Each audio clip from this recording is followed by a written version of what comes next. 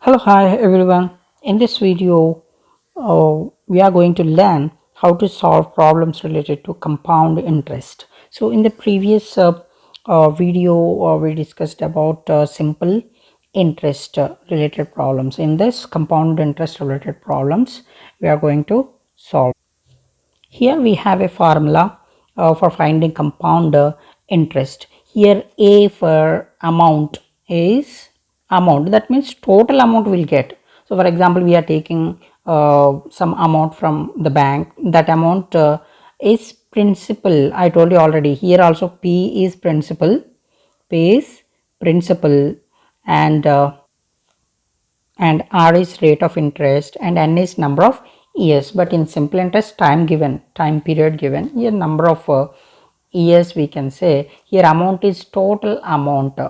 So after in this amount already interest also including in this, interest also including. So first we have to find, if you want to find compound interest, first we have to find amount, total amount. After getting total amount, easily we can find compound interest. Compound interest is equal to total amount minus principal, total amount minus principal. We are getting total amount. After that, already principal we know that. So if you subtract, we'll get uh, compound interest. So this is the thing we are using. So this formula is very important. Here is a problem, listen carefully. What will be the amount and compound interest? So amount and compound interest we have to find it. So what is amount and what is compound interest? Both the things we need to find. If 5000 rupees is invested at 8% per annum, 8% per annum, 2 years they said, 2 years. So that means what? Here number of years is n, rate of interest is r, and what is this 5000 principal given here. So if we know principal, rate of interest and n, we can find amount by using that formula. After that we'll get compound interest also. But here the difference is, in simple interest, here rate of interest given 8% per annum, per 1 year 8%.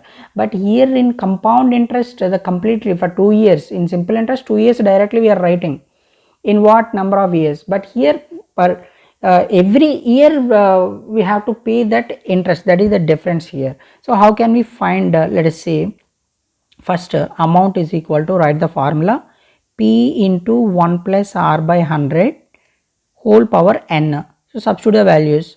The principal is 5000 into 1 plus, what is rate of interest, 8 by 100, 8 by 100 whole power n, how much, 2, number of years. So if we simplify this, we'll get the answer. That is total amount will get it, 5000 into first you do one thing here, simplification part. So 100 plus 8, 108 by 100 whole square. Now 5000 into this, we can write it as, if we are converting into decimal, what happened, 1.08 whole square. See here in compound interest, simplification part will be very difficult because decimals are there. Not only like this, easily you can 108 by 100 into 108 by 100 also you can write it, but I am multiplying. If we are converting to decimal, that becomes easy, I am thinking. So after multiplication, so after simplification we'll get 5832. So this is what amount we got at a total amount. That means after 2 years the 5000 becomes 5832. So now what is the compound interest? That is equal to amount minus principal. So amount is 5832 and what is principal, 5000. So if you are subtracting, 832 rupees is the compound interest. So when you are finding compound interest, first you have to find amount by using that given formula. Finally we'll get the compound.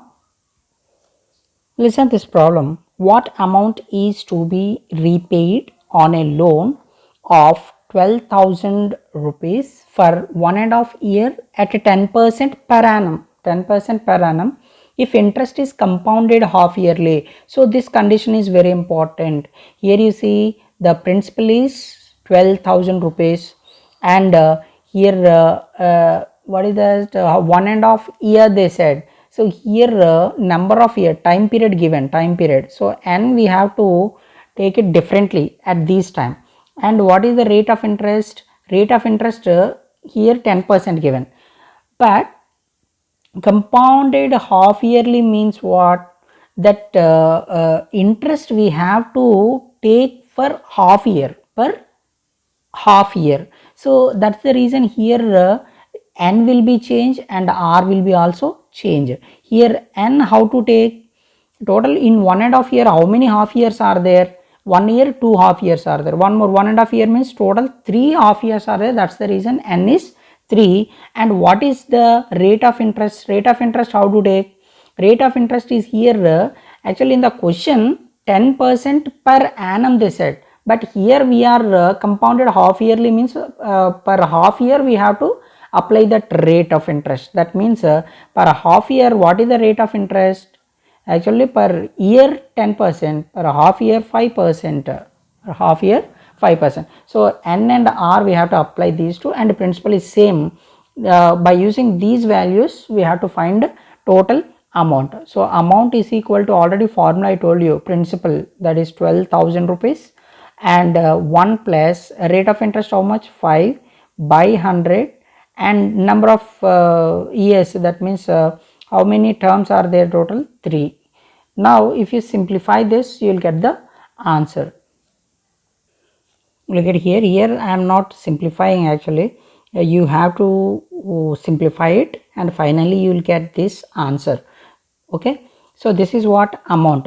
Then what is compound interest? Amount minus principal. So if you subtract 13891.50 minus 12,000, you will get the answer. That is what 1891.50. This is the compound interest. So here the concept is what? Compounded half yearly means just your rate of interest will be changed, at the same time time period also. In number of years we have to take it based on the question. So, and simplification part you have to practice properly. I hope you understand well. Thank you very much.